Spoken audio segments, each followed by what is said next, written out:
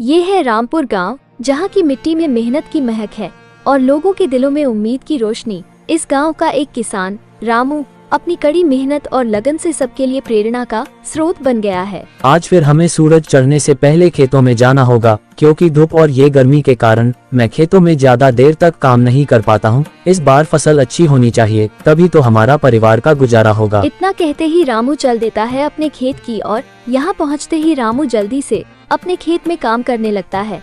रामू बचपन से ही ईमानदार और मेहनती था। जब वे छोटे थे तब रामू के पिता कहते थे, बेटा, खेती में मेहनत के साथ साथ धैर्य भी चाहिए। समय पर मेहनत करो और प्रकृति पर विश्वास रखो। पिताजी, क्या हम हमेशा खुश रहेंगे? हाँ बेटा, अगर हम ईमानदारी से और मेहनत करेंगे तो खुशी हमारे साथ हमेशा रहेगी। फिर रामू अपने पिताजी का ये बात याद करके मुस्कुराता है और अपना काम को जारी रखता है और कहता है, पिताजी, आपकी बातें हमें हमेशा मेरे साथ रहती हैं। मैं हार नहीं मानूंगा। गोलू बेटा, आज तुम्हारे पापा लगता है कि अकेले इतनी धूप में काम करने चले गए हैं। हाँ माँ, आप सही कह रहे हो। पापा घर में कहीं नहीं है, हमने चारों तरफ देख लिया। फिर तभी जल्दी से माँ और बेटा निकल जाता है खेत की ओर।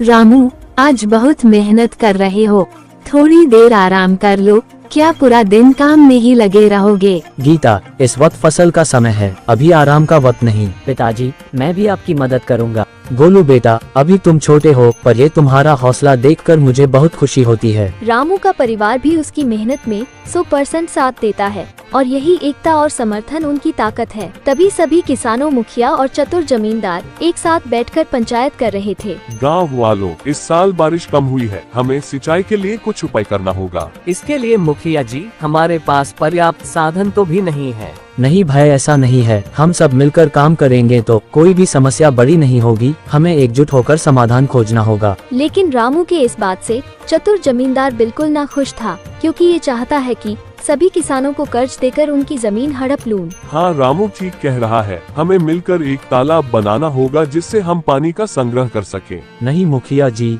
ये असंभव है। इतनी गर्मी में पानी कैसे निकलेगा? फालतू में हम लोग इतना मेहनत करेंगे। लेकिन चतुर जमींदार की बात को इग्नोर करते हुए सभी लोग तालाब बनाने का फैसला किया और तभी सभी गांव वालों मिलकर तालाब बनाने शुरू कर दिया। फिर कुछ ही देर में गांव के सभी लोगों ने मिलकर तालाब बनाया, जिससे बारिश का पानी संग्रहित हो सके। लेकिन अभी भी चतुर जमींदार इस बात को लेकर टेंशन है। अरे महारानी, ये सभी गांव ने हमारा सपना पर पानी फेर दिया। हम कितना कुछ सोचे थे कि इन सब की जमीन हड़प कर हम इसो आराम से जिएंगे। मैं इन गांव वालों को तो छोड़ूंगा नहीं, लेकिन का ही कर सकता हूँ, जो कि मुखिया इन लोगों के साथ है। कुछ दिनों के बाद बादल छा जाते हैं और जोरदार बारिश होती है। गांव के लोग खुशी के मारे से झूम उठते हैं। अरे देखो, भगवान ने हमारी मेहनत का फल दिया है। अब हमारी फसल अच्छी होगी। देखा गीता, मेहनत और एकता का फल मीठा होता है। हाँ रामू, तुम सही कहते हो। हमें कभी हार नहीं माननी चाहिए। पिताजी, अब हमारी फसल अच्छी होगी ना? हाँ बेटा, अब हमारी मेहनत रंग लाएगी। और फिर सब लोग मिलकर फसल काट रहे थे। आज हम सब की मेहनत का दिन है। हमारी फसल अच्छी हुई है। और फिर गांव के सभी लोग मिलकर खुशी मनाते हैं और एक साथ भोजन करते हैं। मेहनत और एकता से कोई भी समस्या का हल किया जा सकता है।